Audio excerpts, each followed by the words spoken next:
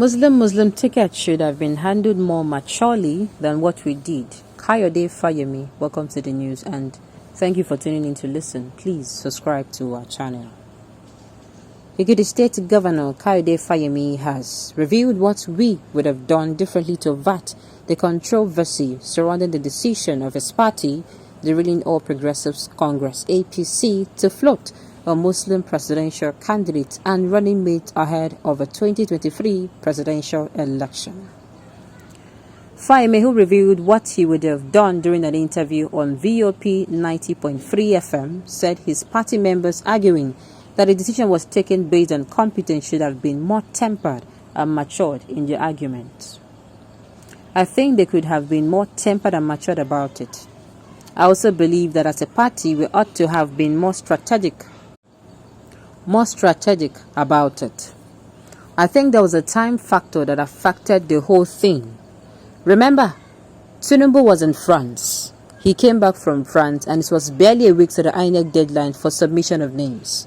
If I were in that position, maybe a week earlier, once it is clear that it is going to be a person from a northern extraction who is a Muslim, I would have actually undertaken the task of reaching out to influential Christian leaders, including the ones in our party who legitimately may have been expected to have been chosen as the vice presidential candidate, and build a team of respected Christian leaders in the All Progressive Congress to engage senior Christian figures that are respected, like Pastor Adeboye, the president of the Catholic Bishop Conference, the president of the Pentecostal Fellowship of Nigeria, president of ECWA, CAN, etc.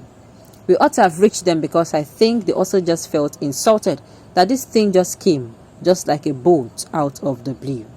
Well, this is not about the CAN, this is not about president of whatever. I was even thinking he was going to say something more than this, but the thing is, CAN is not Nigeria. He's a part of Nigeria, but they don't stand as, how do I put it? They don't stand per se as the voice. How do I say this now? They're not representing the people's voice. I don't understand.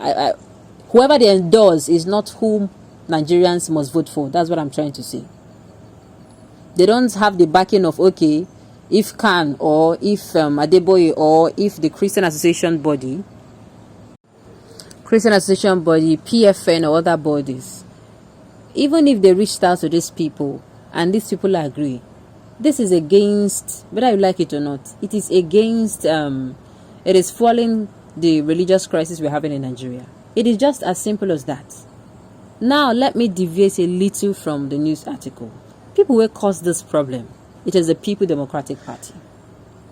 The People Democratic Party started this problem when they handed their presidential ticket. I mean, they gave their flag to a northern Muslim.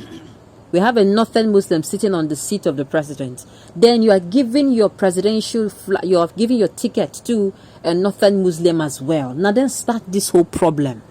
First of all, Nigerians are still trying to say, what did they even worry these people say? Anyway, people were like, anyway, it's their choice. You know? And then the APC, who does not even... APC that Nigerians were not even happy with, came out and gave a Muslim ticket. And the way they went about it was bad. You know? They were coming out to say they chose that Muslim president now because it was based on competence. And I'm saying hello. So in the whole of the north of Nigeria, they don't have any northern Christian candidates that could fly their vice presidential flag. It was an insult. I mean, I'm not saying nothing as an Sabisha, but it was an insult. It is going to sound how? It was an insult not just to the Northerners, but people. I know that there were Northern Christians in the All Progressive Congress. They were also insulted as well. They were insulted. So you cannot come out to say it was not a good way. It was not a good way at all. Now, we are now hearing for the first time. This is the first time I'm hearing that they were rushing things because Tinubu was not around. I'm saying, whose fault? Even if, you know, the presidential candidate was not around, at least there are members of the party who could have also started, you know, looking for. They won't want. It is now sounding like they picked him hurriedly. That's what it sounds to me. When they had time, They not try.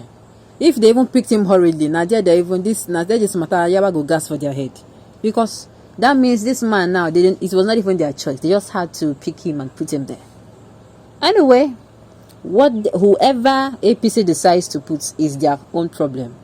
The thing is, the APC and the PDP, all parties now, political parties, they have done their bits. It is now left for we Nigerians. It is now left for us to pick who we want to. And sincerely, I don't want to believe say our mama never do. To be very sincere with you, the APC, if they like, they can bring up who again? Who am I going to put? They can bring somebody who doesn't even stand a chance. Somebody we know that is not even better at all. No problem. The thing is, I want to believe that they have done their own part. Their own part was bring a presidential flag bearer, bring a running mate. They have done that. Now it is not left for Nigerians. That is why I am calling and I'm talking to Nigerians, most especially Nigerians who believe, I was speaking to a group of people recently and they were like, a vote against the PDP is a vote for the APC. That is a waste of votes. And I'm saying, really? That anybody who is voting for any other party apart from the APC or BTP, if you are voting against the PDP, that you are working for the APC. If you are voting against the APC, you are working for the PDP. And I'm saying, so how? Now, I now gave this scenario. I'm not going to give this scenario. If you are saying that a vote against the PDP is for the APC, now, which one come better? Would you prefer a situation where, how do I even put it for us now so we understand it clearly? Would you prefer a situation where, these two evils now, we don't have a choice? Just imagine where we don't have a Labour Party. Just imagine where we don't have the Labour Party and we had to choose from these two evils now called the APC and the PDP. Nobody should, please don't feel offended. I don't mean to offend anyone. But this is just how I feel. They are saying a vote for Labour Party is a waste of votes. Now I'm saying, okay, fine. If we have the APC sitting there and people vote for PDP and PDP comes back to power and they don't do well, so you want to say next time again you now vote for the APC to remove them from power? Go make sense. It doesn't sound reasonable to me. The only way we can fight these people tooth and nail is to make sure we vote somebody who is going to make Nigeria better. And how do we know? We have to watch the person. This is why I say, do research on your candidates. No go talk, say, after all, you don't consign me, and that day I go vote. No. Research on your candidates. These people, whether you like it or not, anybody who sits on the seat of our presidency will affect the quality of life in Nigeria now. Until we know this, we cannot get it right. And apart from that, I've said it before, let us look at Nigeria as a business venture. If you are, let's say, if you're somebody who you are the owner or you're CEO of a company, you have been building this company for a very long time, will you put somebody who is incompetent because the person is your brother when you want to retire? Of course you will not. Or maybe will you put somebody because he was referred to you by a friend whom you know is not competent?